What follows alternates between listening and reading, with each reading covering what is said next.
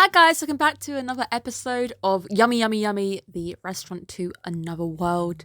Another fantastic scrummy episode. Just makes your mouth water. Make sure you guys are subscribed. There are 5 new breakdowns airing each week for you guys to pick from. I also have my midway review, which will come in about 4 weeks' time, where I will crown my top 3 OPs, EDs, and animes midway through the season, and then we see how it changes at the end. And there will also be a Halloween unboxing video for you guys to see what will be in the magical box from Tokyo Treat. And I think there's some Demon Slayer stuff in there. Very much excited there. There is a Discord channel too for you guys to give a like, lurk on there, and get notified when any video goes up on the channel, making sure you always stay in the loop. This is another fantastic episode, and this, of course, is a Clockwork mini bite where we just do a little quick breakdown, talk about some of my favourite points, and that is it. So a lot shorter than the normal breakdowns. We are catching up with some season 1 characters this time round, which is the boys from the first season.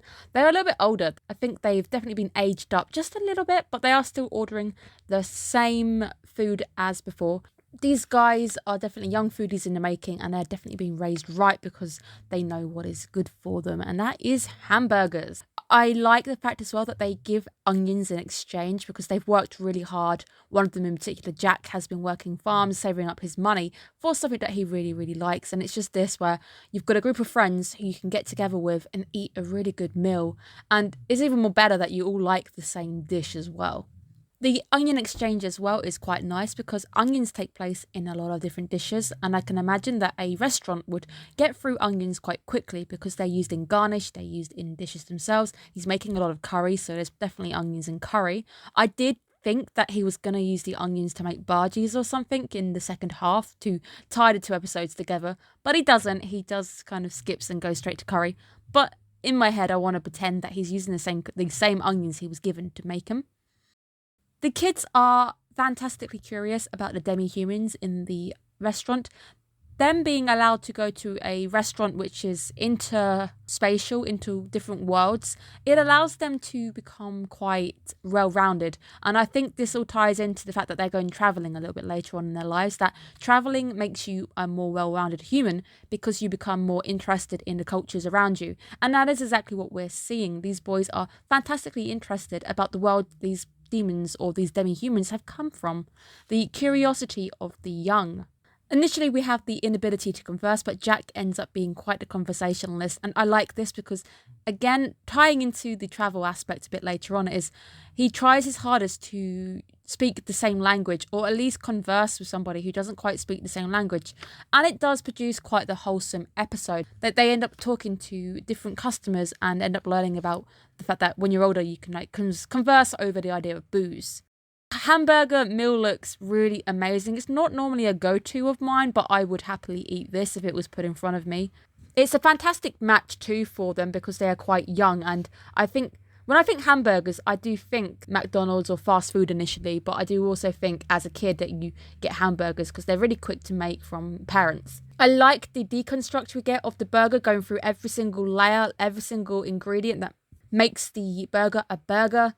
As we run through it, it is definitely very mouth-watering. But it's also really, really nice because these youngsters are becoming foodies at a very good age. They're being raised right. They are learning about what makes their food fantastic, and it's the interest in food that I think is heartwarming. These are such heartwarming episodes. I really enjoy watching them.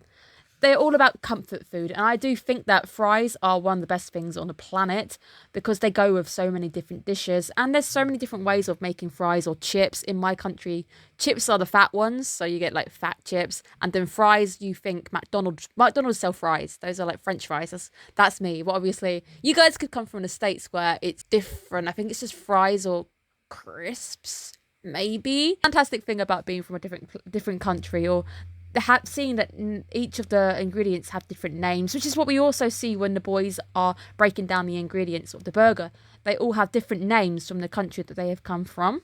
They end up being very excited about the idea of travelling, where you get to see new sights, new sounds, new people. They do get a little bit sad about not being able to visit the restaurant again, but it is a possibility because if you look all the way around you, there are many different doors in different worlds that lead to the restaurant. It's a possibility that they may end up finding another door on their many journeys. I did also have a little fun thought. What would happen if two different characters from two different worlds go through the door at the same time? Could you theoretically world skip where you could go to their world as opposed to yours? And what world would the door even favour? Who would end up being the one who it took you to? The second half of the episode is all about curry. I do love me a good curry here and there.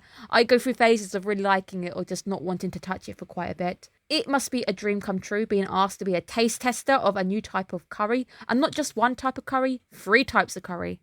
I like the flashback we get to Kuro's entrance, her first ever episode, where she ended up finally meeting somebody similar to her who also liked curry, and he ended up paying for her meal, and then we get that character reappear in this episode too, which is of course Alphonse.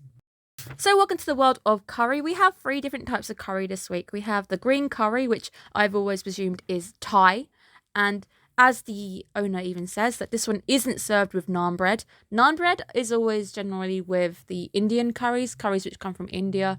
And I've always been told that the Indian curries served in the UK are hotter than the ones that are served in India, because it theoretically doesn't make sense for them to be eating extremely spicy food in and out every single day. It would be bad for you. So the Indian curries taste different from what we're used to as takeaways over here. I like the little scene with poor Aletta, because Thai curries do kind of lure you in with the idea that they're going to be more and more subtle, but then the heat smacks you in the face. Poor Aletta is not good with her heat. The second type of curry, we kind of skip round quickly. We go to the soup curry. The soup curry has a lot of vegetables and I think it's dumplings in it. You do get this one in the UK. I don't know if they're specifically taking the UK version, but it looked quite familiar. It's a lot more watery, and it does seem to go down quite nicely as you can mix in the grains of rice with it and just drink it. But the last one is the one I think the directors are more used to, is the idea of beef tendon curry, which of course is Japanese. I did initially have the pleasure of having actual authentic beef curry every single day during university, because one of my housemates had a friend who was Japanese, and in exchange for chilling out in our house and eating most of the food, he would actually cook us the authentic Japanese beef curry, and it was amazing. Like, it's not spicy in the way that you experience from Indian curries. It's very, very different, but it is very, very good. It's got a lot of vegetables in it. I also like that Alphonse ends up using the rest of his rice just to eat it, because it is a very nice dish.